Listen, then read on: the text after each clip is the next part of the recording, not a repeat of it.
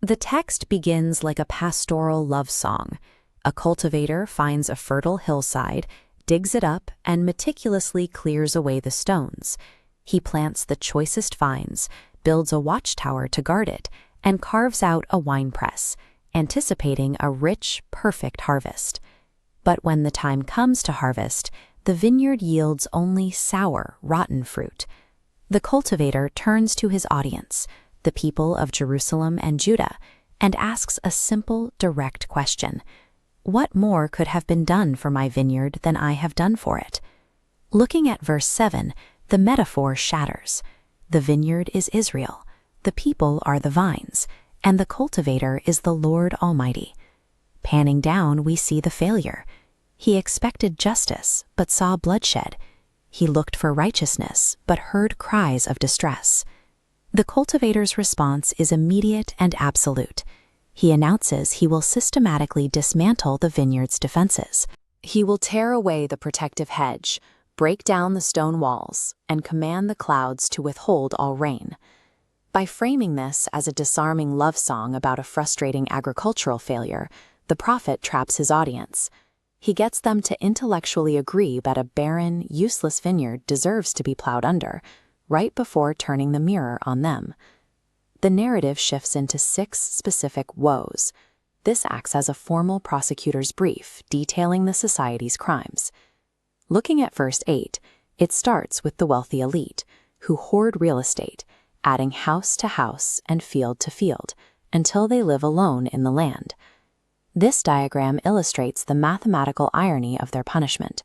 Hoarding leads to catastrophic agricultural collapse.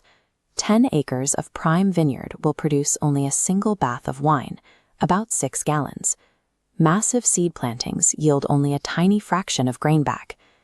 While the physical economy decays, the citizens retreat into willful escapism. They wake up early and stay up late, specifically to chase alcohol.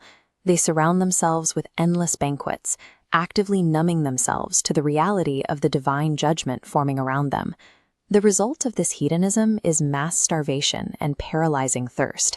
Death simply opens its jaws wide, acting as a grim equalizer that swallows their nobles, their masses, and their revelers all at once.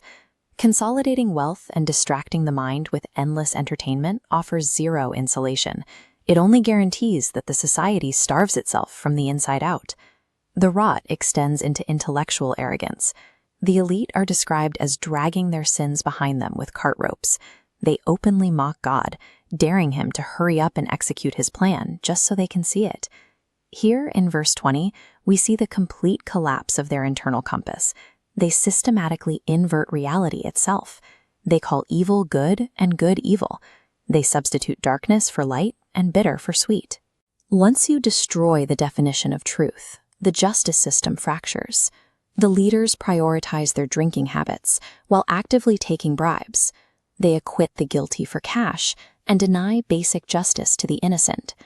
By rejecting the foundational law, they erode their own structural integrity.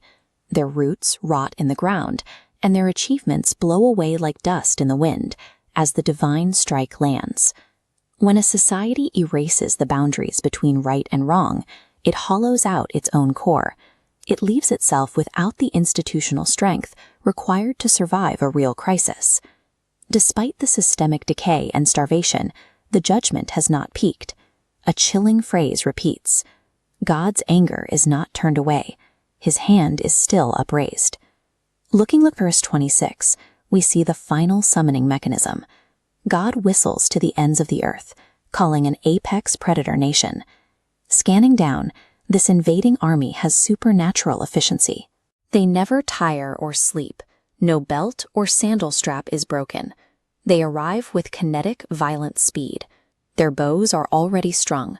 Horses' hooves strike like solid flint, and chariot wheels hit like whirlwinds. Their attack is inescapable. Their approach sounds like the roar of the sea, or young lions growling as they lock jaws onto their prey. Once they strike, there is absolutely no one left to rescue the victims. The vision ends in total, suffocating darkness. The land is consumed by distress, and even the sun is permanently blotted out by heavy clouds.